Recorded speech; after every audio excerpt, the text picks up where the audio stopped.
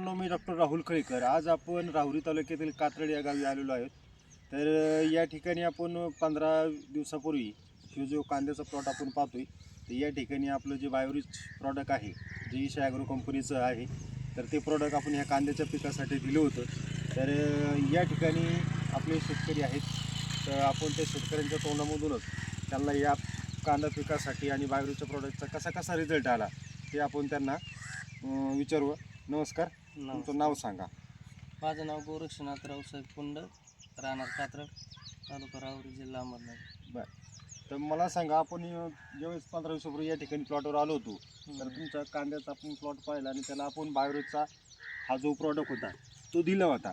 तर हे प्रॉडक्ट दिल्यानंतर तुम्हाला तुमच्या कांद्याच्या पिकामध्ये कसा बदल जाणवला? नाही ते कांद्याचं म्हणजे एकच नंबर रिझल्ट आला बा आम्हाला.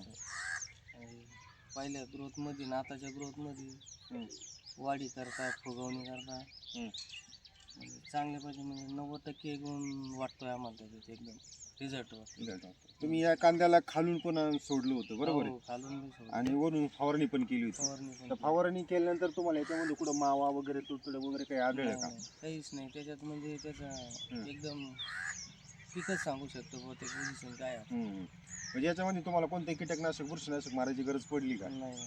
बरोबर आहे. तर तुम्ही या ठिकाणी पाहत असाल शेतकरी मित्रांनो, का ह्या शेतकऱ्यांनी या ठिकाणी आपल्याला खालून पण आपण बायोरिचचा जो ड्रम होता त्यातलं निम्म औषध खालून सोडलेली आहे कांद्या पिकासाठी, आणि वरून राहिलेल्या औषधाची फवारणी केली.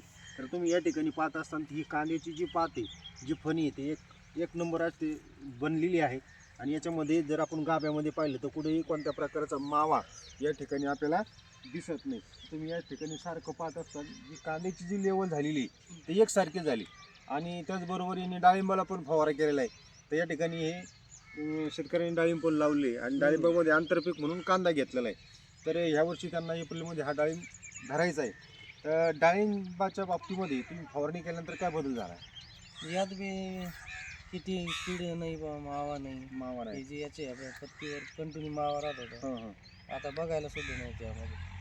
तर मित्रांनो, तुम्ही या ठिकाणी पाहत असताना या ढगाळ हवामानामध्ये मावा वगैरे डाळिंबाच्या जे कोवळी पानं असतात, सकिंग त्याच्यावर जास्त प्रकारे येतो. तर या ठिकाणी पाहत असताना तर कुठेही मावा वगैरे याच्यामध्ये राहिलेला नाही. तर एकंदरीत पाहता तर आपण या संपूर्ण पिकासाठी कांदा असू, गहू असू, त्यानंतर डाळिंब असू, फळबागाची पिकं असू, या कोणत्याही पिकाला आपण हे बायोरिच वापरू शकतो. आणि बायोरिच वापरल्यानंतर आपल्याला कोणतंही कीटकनाशक बुरशीनाशक बाहेरून आणण्याची गरज पडत नाही. तर या ठिकाणी पाहत असताना अतिशय डाळिंबाची ग्रोथ आणि कांद्याची ग्रोथ पण झाली आहे. तर या ठिकाणी आपले एक शेतकरी, त्यांचे वडील पण आहेत, त्यांचा पण अनुभव आपण या ठिकाणी ऐकू. तुम्हाला आता याच्यामध्ये काय वाटलं बदल हे औषध वापरल्यानंतर? जाणवलं, फरक झाला. फरक झाला. तर शेतकऱ्यांसाठी तुम्ही काय सांगू शकता? शेतकऱ्यांनी प्रॉडक्ट वापरले पाहिजे की नाही वापरले पाहिजे? बरोबर आहे. तर आता हे गोरख कुंड जे आहेत ते शेवटचा आपल्याला सल्ला देते शेतकऱ्यांसाठी. हे बायोरिच प्रॉडक्ट आहे, तर तुम्ही वापरलं आणि त्यानंतर तुम्हाला रिझल्ट पण आलाय छान. तर तुम्ही शेतकऱ्यांसाठी काय सजेशन करता? नाही, 100% घ्यायला पाहिजे. आज नवीन आपण कसं याच्यात जात नाही, घ्यायला पाहिजे. याचे आज जैविकमधून फुल रिझल्ट भेटतात आणि एक नंबर कार्य करतात. त्याच्यामुळं आपण लई या खतामध्ये पळण्यापेक्षा ज्यादा DAP 10-26 जाण्यापेक्षा आहे ना, याच्याकडे जर फोकस दिला तर 100% रिझल्ट भेटतो. माझी तर फुल इच्छा आहे की बाबा यांनी घ्यायलाच पाहिजे आणि 100% हे प्रोडक्ट एकच नंबर आहे. सगळ्यांनी वापरावं. चालेल, धन्यवाद मित्रांनो. अशा ठिकाणी आपल्या कांद्याच्या पिकाला जबरदस्त रिझल्ट आलेला आहे. तुम्ही या ठिकाणी एकसारखी पात झालेली, कॅनोपी पण चांगली आलेली आहे. तर शेतकऱ्यांसाठी सर्वांना विनंती आहे, आपण रासायनिकपेक्षा जर जैविककडे वळवलो तर 100% आपलं उत्पन्न वाढल्याशिवाय राहणार नाही. आणि आपली जी शेतीची घसरण होत चाललेली आहे रासायनिक खतामुळं, ती 100% या ठिकाणी कमी होणार आहे. धन्यवाद.